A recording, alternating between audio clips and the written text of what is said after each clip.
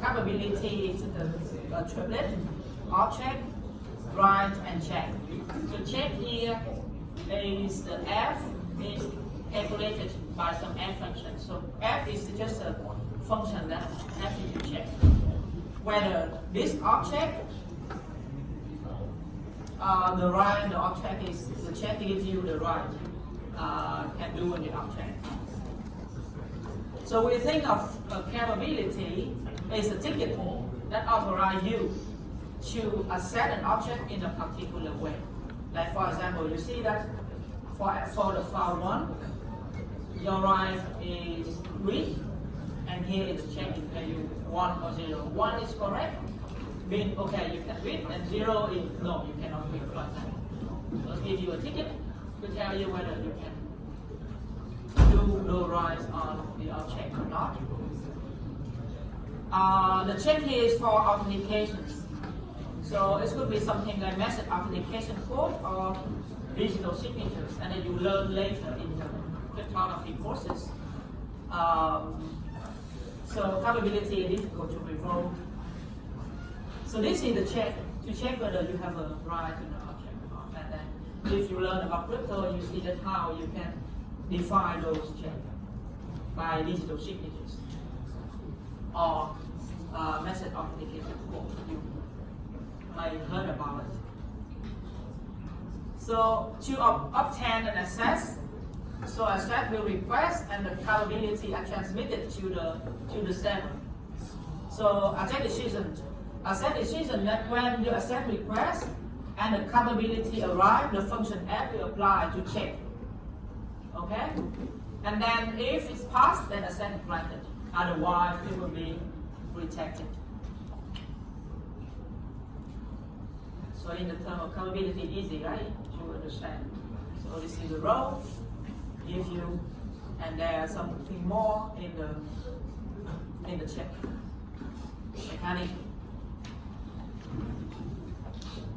We have question. We have subject center and object center representation of access control. Subject center is access control list.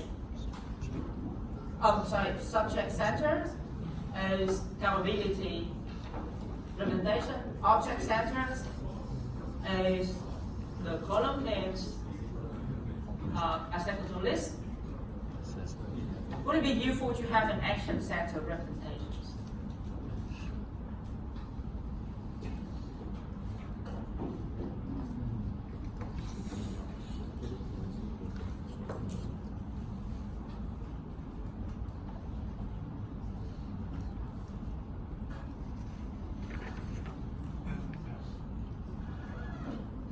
Do you understand what I mean by action center representation?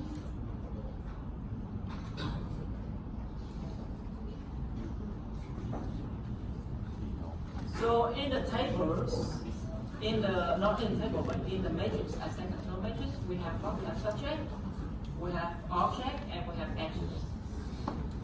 And then one is, okay, I have a row is the subject center, column is the object center.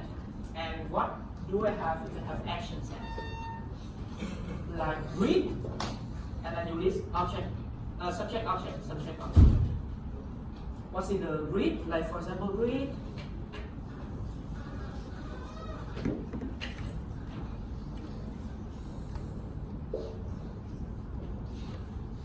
Then you have Alice, part 1, Bob, part 2, Alice, part 3, for example. So this is the action center. With the action, one action agreed, you list the object, the subject and the object.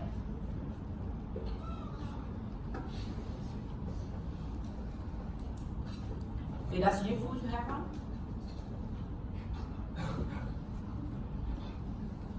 Okay, so here we consider the authorization table. So this gives you some idea of this one. If you look at a access control matrix,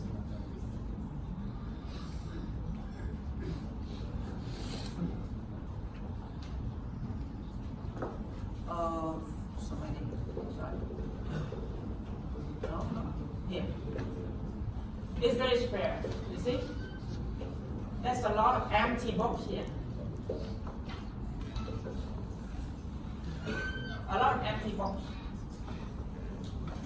And it's only to store for the storage.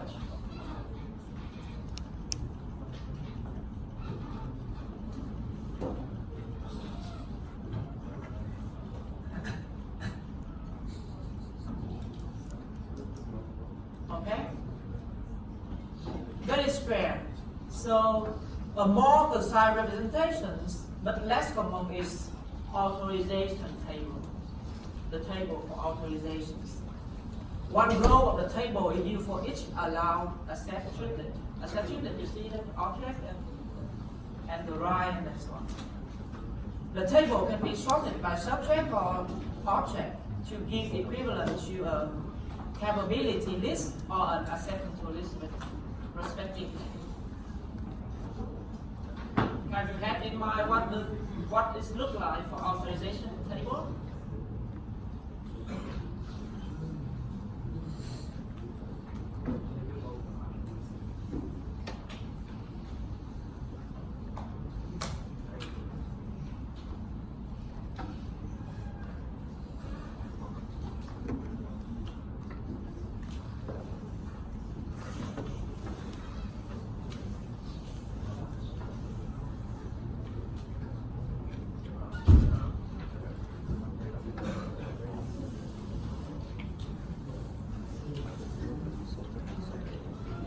So every row of the table is used for each allowed accept triplet. What is the accept triplet?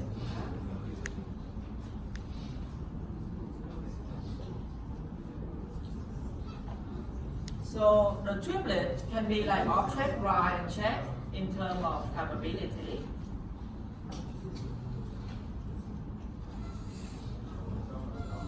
And then you can sort the table. So this depends on you. You can sort by subject. If you have a sort subject, then you have a capability list. If you have an object list sort, then you have a second list. So every row they have a triplet. Have you had in mind what does it mean? Have you had in mind what does it look like? Authorization table. So again, I put it again. You see in the acceptance list, it maybe look like this. Then the form, and you have the acceptance list.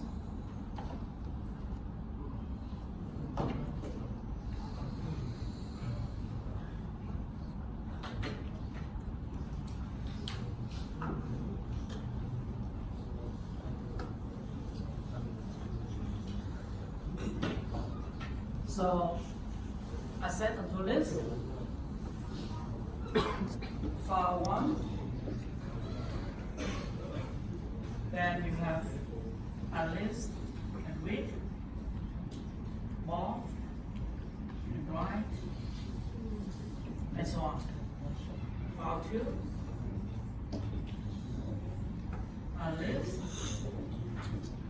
can execute a write, morph, and read on, and so on. This is acceptance list. Capability, Alice, morph, file 1, Alice can read, file 2, Alice can execute and write. Morph, file 1, he can write. File 2, he can read only. This is how you represent in terms of a second list or capabilities. Okay? This is clear, right? How about authorizations? Tables.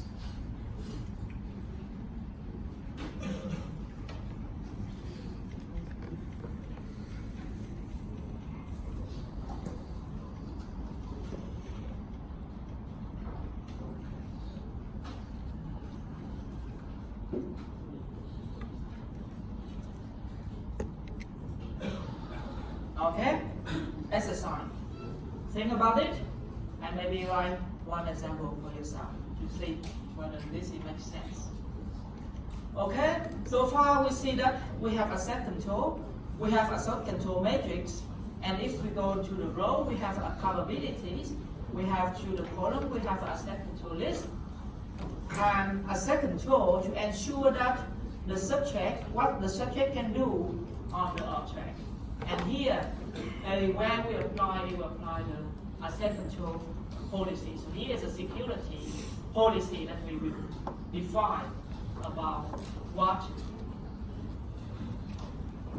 can be done associated to the subject and object. The policy associated to both of them. Okay? So there are two views of asset control policies. The first is discretionary access, and another is mandatory one. Discretionary access is you are the user and you can decide who can access what, depend of your phone. Okay? So you see that asset control matrix capture this discretionary view. Another is mandatory access. So mandatory access is subject and object are fixed security attributes. They have a fixed one that they already assigned by the system or their system. And the user cannot modify the security attributes. So the subject have attribute, the object have attribute, and then this is decided already by the system at the beginning when it started, and then user cannot modify it. So the system or the security administration who will decide or who can modify the attributes associated to the object and the subject. So you have again identity-based policy for every identity. You have a subject, action, object, time, location, and content. No information attached to identity-based policy. For example, user A can read the balance of account Y. User B can withdraw money from account Y. User C can withdraw money from account Y Monday to Friday. So this is time. User D can withdraw money from account Y on Monday from bank yes. For the bank Z in location if they wear a blue hat. So it's context. So there's a lot of attributes. So you see the attribute to A is he can read the balance of account A. So he can read. No other restriction, no policies and restriction to it. But C, first of all, B also withdraw from account Y.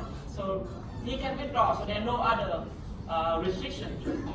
Here, user C can withdraw only from Monday to Friday. So there's a policy associated to user C. So he can withdraw this, so he can do this action only in the time period Monday to Friday. So the policy allows C to get the money for account Y only in this period. And the more restricted policies to D, only on Monday and only on this bank. And if he wear a blue hat. If he wear a red hat, then it's impossible. So this means if this policy, and if the attribute associated with D satisfy the policy, then he can get through to the system. So the attribute is okay. I am user D. I wear blue hat. I go to the bank Z on Monday. So they all satisfy the policy. Then I can get through to the permission and I can withdraw the money. If the attribute doesn't satisfy the policy, then you cannot do the action. So this is normally you do in the system that okay, for every user, like now you are a student of University of Wollongong, you are assigned to some attributes, and those attributes, if you satisfy some policy, for example, you go to Moodle site to access material of the course, if your attribute is student, and you enroll in this course, and you satisfy the policy there, your attribute satisfy policy, then you get access to the system. If you don't, you cannot. And there's some intermediate control layers. So this is the structure between the individual sub-object, action level, global permission. So they have put something in between. So for example, group, private, role, attribute, ring, the attribute and dimensions, level base.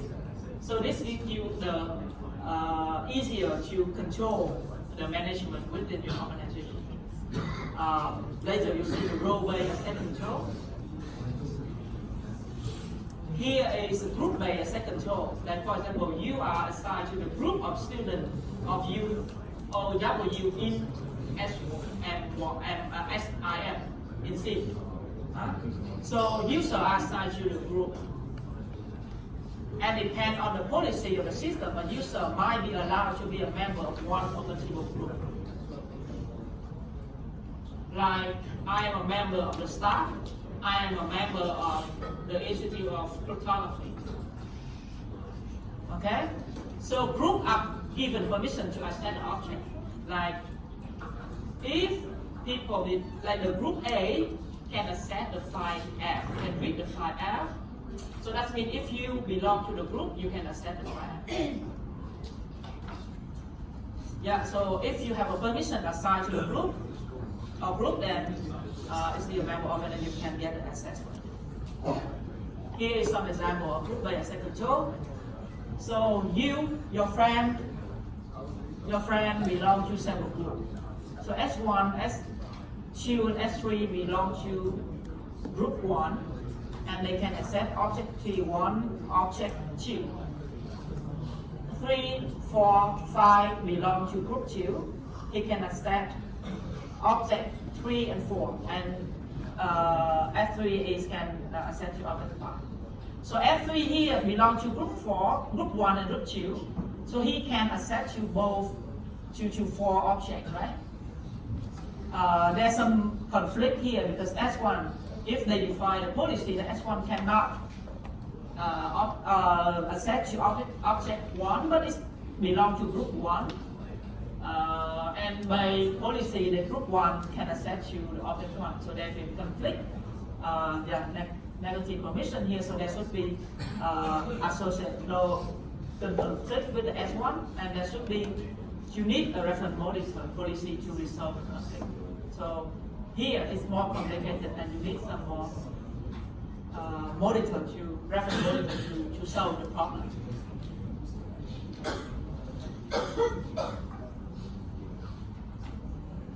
Private, this is somehow can be viewed intermediate layer between the subject and action operations. So a subject can assign a privilege that allow the subject to do certain things. Like typically it's like here, so privilege associated with the OS function and related to the activity like the administration of network access. So you are in the you are S1 and you have a privilege P1, so you can do the operation P1 and P2. Similar to what you see in the previous pictures. And now we move to role-based asset control. Here is when you have a privilege, then you see that everyone has one privilege, and then you can channelize it to role.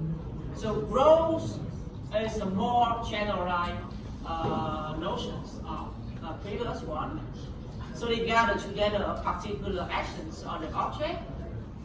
And for example, you see the accountant can issue a check here.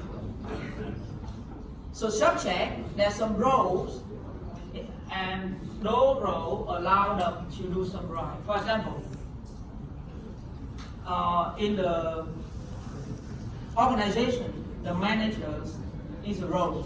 So role of managers, everyone is a manager of some department, they can do something. So that's it. Instead of giving you the privilege for everyone, they do some, they can generalize to new roles.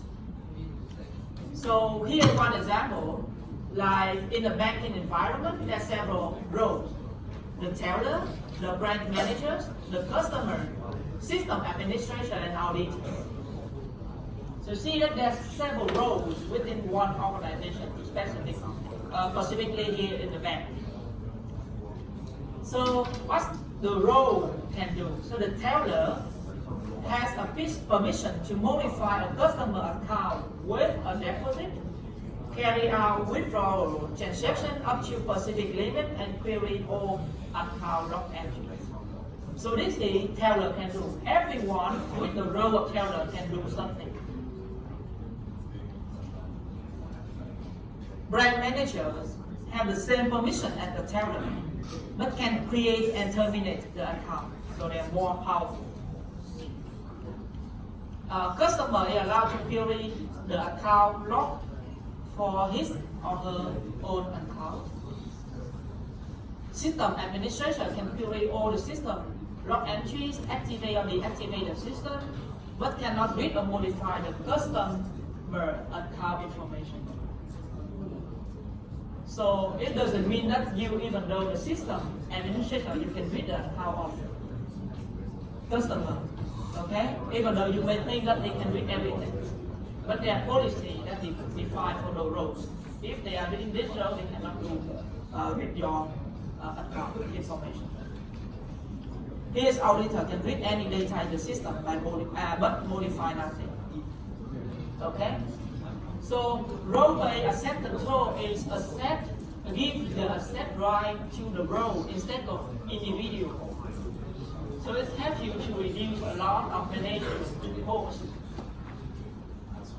If you assign to everyone, then this is very costly and managed.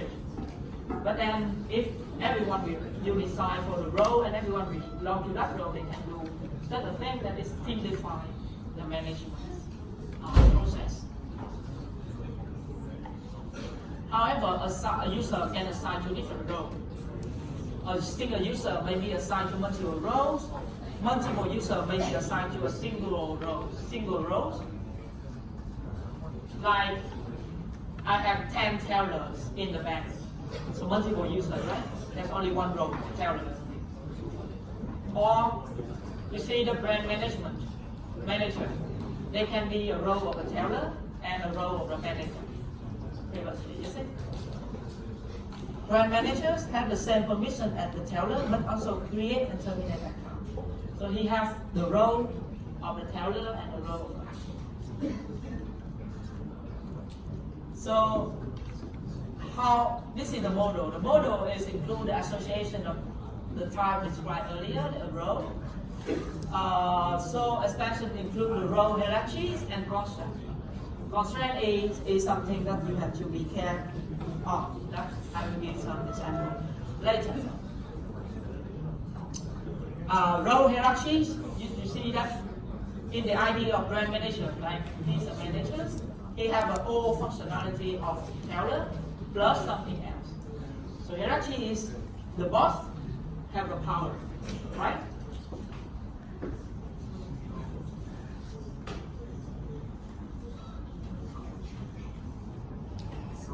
Is brand manager, and the teller is below. So hierarchy, you see that manager is the boss of him, and he can do whatever the teller do, and he can do something else. So this is for the hierarchy. And the constraint is related to the role assignment and include mutual exclusive. Cardinality and prerequisite, and you will see here is some you see the relationship among the role-based asset control models. Here is you have a consolidated models, Here you have a hierarchy, you have a concept, and you have a base model. I will explain you each one. Hierarchy, as you see, like it's in terms of managers that can do something that the teller can do. This is representing the hierarchy structure role in the organization. So see that the director can accept the checklist one, what the checklist one can do, checklist two, and then so on. So here is somehow an example of the organization how you organize in your project. For example, director can do everything. So they are the highest.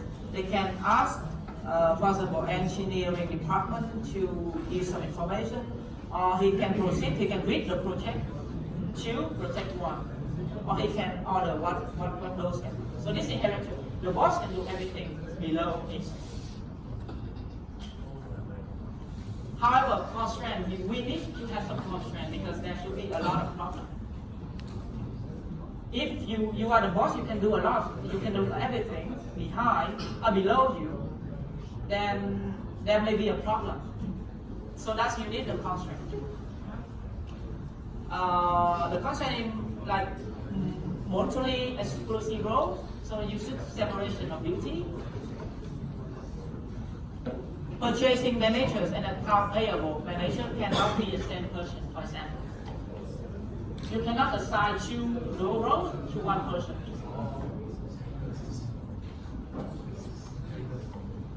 Right? Because he can go to buy something and he increase the price and then just make the paperwork that okay, the price is stated $1 million, they change to $1.5 million because they are doing that. A cardinality constraint. So there are maximum number of users for a given role, maximum number of roles for a given user, maximum number of roles for a permission. Representative. A user can be assigned to a particular role only if user has been assigned to some other specific role. For example, like you, the manager can be the leader of one project if he is in the manager. If he's not a manager, he cannot be assigned to director or the leader of one important project in your company. So here is pictures that include. So this is the consolidated model. You see, this is mixing between role-based second to one, role-based second to two, and transitivity role-based. So the thing is, here is the highest one. They can include everything based there. So the user assignment for the role and the permission that assigned to role, they can do a permission. Here you have role directories. There are several constraints to the user or the roles. Depend on no users, the role assigned, and then if they satisfy some constraint, then they can give permission, approval, otherwise they not. Okay, so the role base is somehow gives you the intermediate layer between. I give you intermediate layer and then give you the better solution for giving the privilege to users within your organization. Instead of giving to each individual, then you give the permission to the whole role, and there are many roles. And so that user belong to each role can access the rights.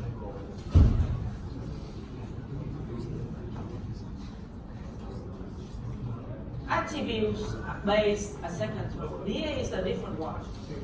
Here is every users and object that we have the attribute associated with them.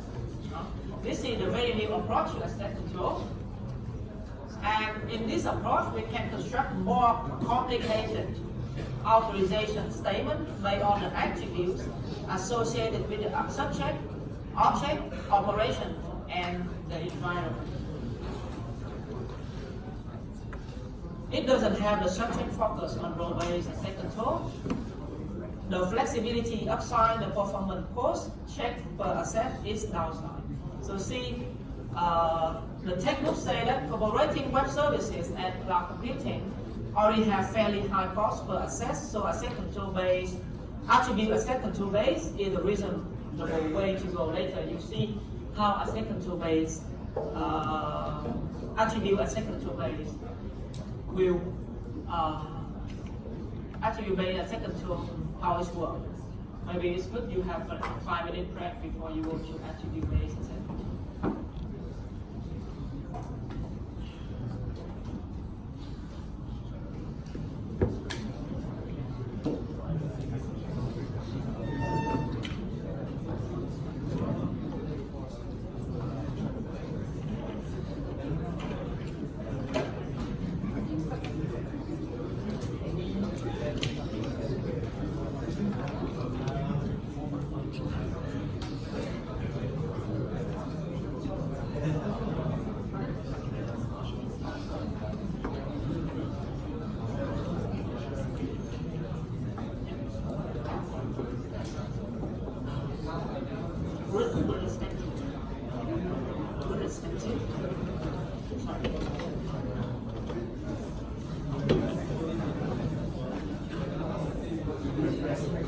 Yeah, with respect.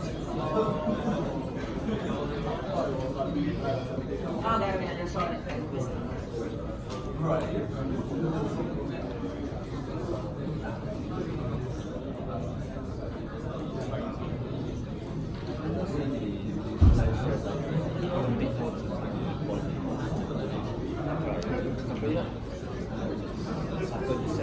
So is there any problem with the assignment? Have you seen it?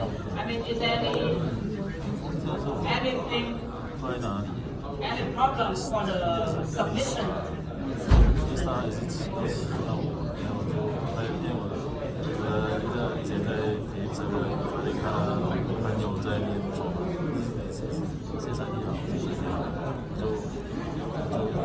Oh, yes, let me check it. Let me check it.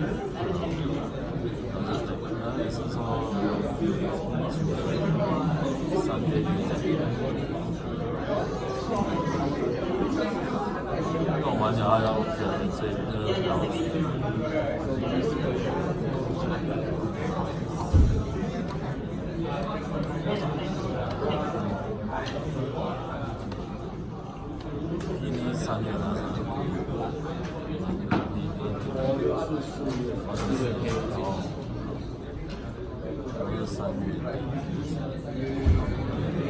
啊拿了交用过的，拿了就只等到明年。